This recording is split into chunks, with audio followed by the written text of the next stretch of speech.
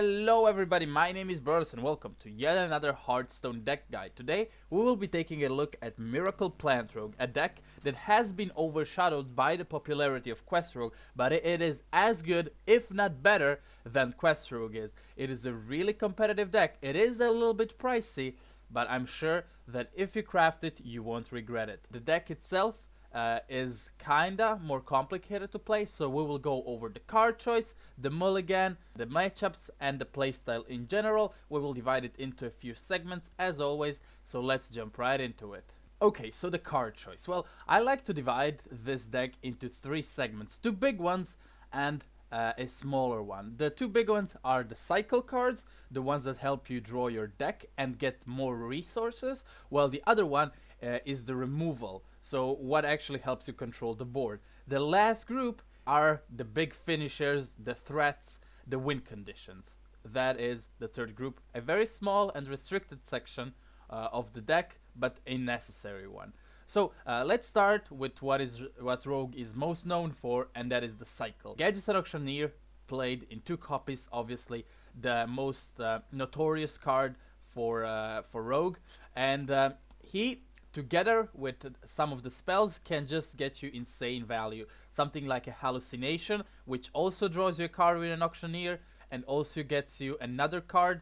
Something like a swashbuckler also gets you another card. So we don't just put cards that draw other cards from your deck, but also that give you third-party cards from just their effects, like Razor Petal Lasher also gives you the 1 mana Razor Petal. Another card is Mimic Pod, played in only 1 copy. And here, you don't want to prep this card out ever, because you don't want to play this deck fast. What you want to do is you want to play real slowly. When you have 3 extra mana, you play the Mimic Pod, maybe get something like an SA7 agent or a Swashbuckler or something like that, and you will definitely have value with the Mimic Pod.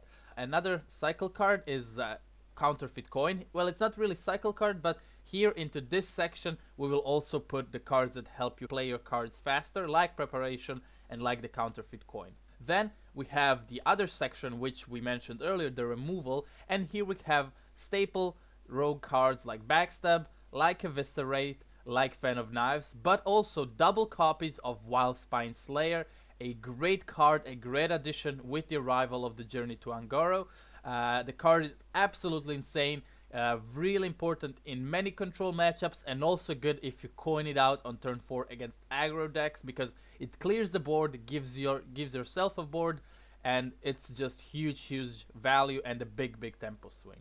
And last but not least, we have the win conditions. As mentioned earlier, the usual rogue win condition, we have Edwin Van Cleef, that can be a 6/6 on turn 1 or a 16/16 on turn 8 with a Gadgetzan and some coins and preps. The card is really powerful, obviously a lot of potential. Sometimes you just coin it out on turn 2 as a 4/4 against Priest, and you're still in a good position. So he is always good. We have double Arcane Giant, because turns out you do play more than 12 spells in the deck, and more often than not they will be very cheap, and you will just gain a huge value that way. And we have Sherazin, the Corpse Flower, a great 4 mana drop, the new rogue legendary, which obviously most of the time is just unbeatable. Not every deck can transform it. Obviously the biggest counters are Hex and Polymorph.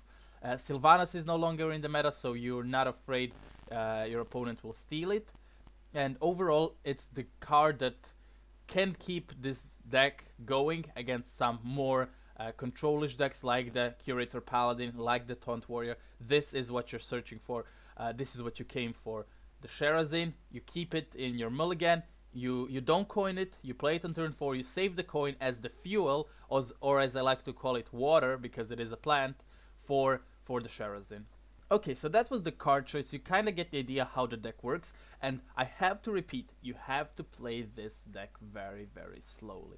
So the entire playstyle is to just outvalue your opponent, have a decent sized board, and push damage that way. You don't rush, but slowly but surely you control the board, you push damage, and then just you overwhelm your opponent with cards like Sherazin and Arcane Giants. So the mulligan in general is you keep the backstab, you keep the coin, you keep the hallucination, you keep the swashbuckler, you keep Edwin Van Cleef in most cases. Fan of Knives is also a good keep against decks like Hunter, Murloc Paladin, Murloc Shaman, a mirror match Rogue.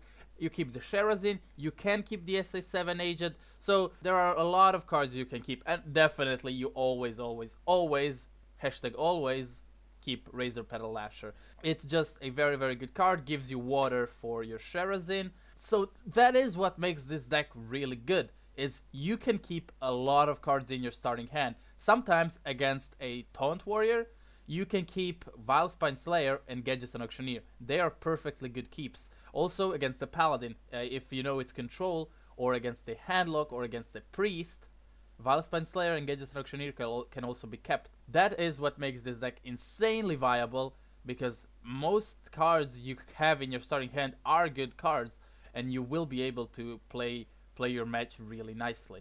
So obviously, the worst cards to get in your starting hand are Arcane Giants, I would say Mimic Pod, and Cold Blood. And in the end, we have the matchups. Well, this deck does kinda well, but can lose against everything. Let's just put it like that. It's really good against mid-range deck. That is where this deck really shines. Against heavy control decks, it can get outvalued, especially if some way you don't get your Sherazin out early on. But if you have a Sherazin turn 4 and you're not playing against the class that can transform, like Shaman and Mage with Hex and Polymorph, you will be in great shape, and you can definitely win those pesky Paladins and those Warriors. So I would suggest that you play this from rank 5 or something like that, because the meta gets a lot more controlish. The real worst matchups are Pirate Warrior and Quest Rogue. So it struggles a bit against aggro, because what you cannot do is you cannot heal with this deck, and you cannot deny your opponent's Quest Rogue quest to get delayed.